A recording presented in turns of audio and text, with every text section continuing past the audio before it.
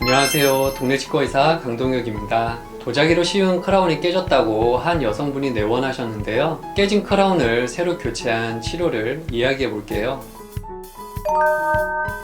화살표가 가리키고 있는 두 개 치아는 도자기 크라운으로 씌워져 있습니다. PFM 크라운이라고 하는데요. 과거에는 하방에 금속을 깔아주고 그 위에 도제를 올린 위에 뜨겁게 구워서 크라운을 제작했습니다. 마치 그릇 같은 도자기 굽는 것과 비슷하죠. 이빨은 엄청나게 강한 힘을 받기 때문에 그냥 도제만 올리면 깨집니다. 그래서 바탕에 금속을 깔아주어야 도제가 깨지지 않죠. 두 개 치아 사이에 도자기가 깨져 있는 부위가 회색으로 보이는데 바탕으로 깔린 금속이 노출된 것입니다. 크라운과 잇몸 사이에 배꼽티 입은 것처럼 치아가 일부 노출되어 있는데요. 이건 씌운 지 오래되어서 그렇습니다. 나이가 들면 잇몸이 조금씩 아래로 내려가게 되고 잇몸에 덮여있던 부분이 바깥으로 노출되는 것이죠. 그 상태로 오랜 시간 쓰다 보면 깨지거나 마모되면서 움푹 패이게 됩니다. 그리고 특히나 왼쪽 치아는 노출된 부분이 많이 까맣습니다. 신경치료를 했거나 아말감으로 떼어 놓으면 치아가 점점 어둡게 변하거든요. 그리고 노출된 부분이 어둡게 보이는 이유가 하나 더 있는데요. PFM 크라운은 속에 금속이 들어가 있어서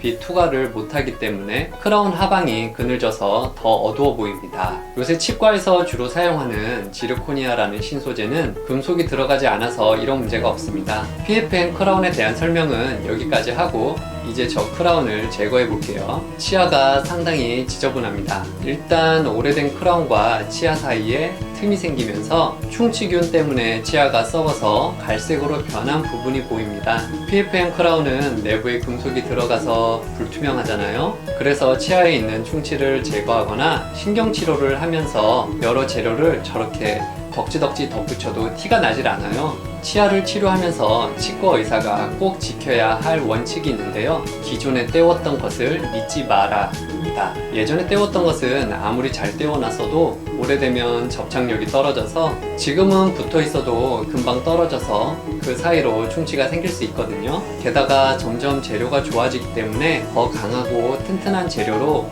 치아를 보강해 주는 것이 좋습니다. 저 치아를 보면 레진, 아말감이라는 재료가 보이네요. 제거하면서 안쪽에 다른 재료가 섞여 있는 것을 발견했는데요. 저런 식으로 쉽게 치료하는 것은 아니라고 봅니다. 기존 크라운 대신 새로 씌울 크라운은 지르코니아라는 신소재인데요. 지르코니아는 속에 금속이 들어가지 않는 올 세라믹이라 반투명합니다. 그래서 저렇게 치아가 지저분하면 크라운 안쪽으로 멍든 것처럼 어둡게 비쳐 보입니다. 기존에 떼웠던 재료와 충치를 모두 제거하고 레진이라는 치아색과 유사한 재료로 치아를 보강해 줍니다. 레진이 상당히 밝은 흰색으로 보이는데요. 레진은 다양한 색상이 있습니다. 치아 내부는 대체로 누렇기 때문에 치아를 보강하는 레진은 누런 색상을 사용하는데 저 치아가 많이 어두워져서 레진이 하얗게 보입니다. 보강도 하고 잇몸 높이까지 씌울 수 있도록 치아도 다듬어 줍니다. 저 치아 상태에 맞는 크라운을 제작합니다. 이렇게 지르코니아 크라운으로 두 치아를 씌웠습니다. 지르코니아는 10여 년 전부터 대부분 치과가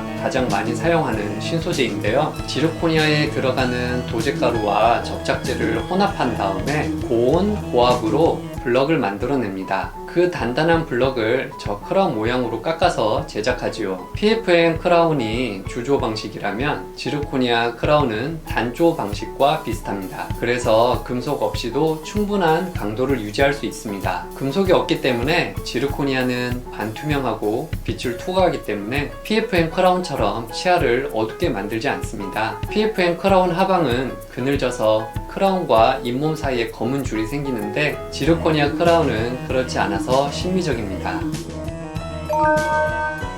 이번 시간에는 오래된 PFM 크라운을 제거하고 지르코니아 크라운으로 교체한 치료에 대해서 이야기해 봤습니다. 시청해 주셔서 감사합니다.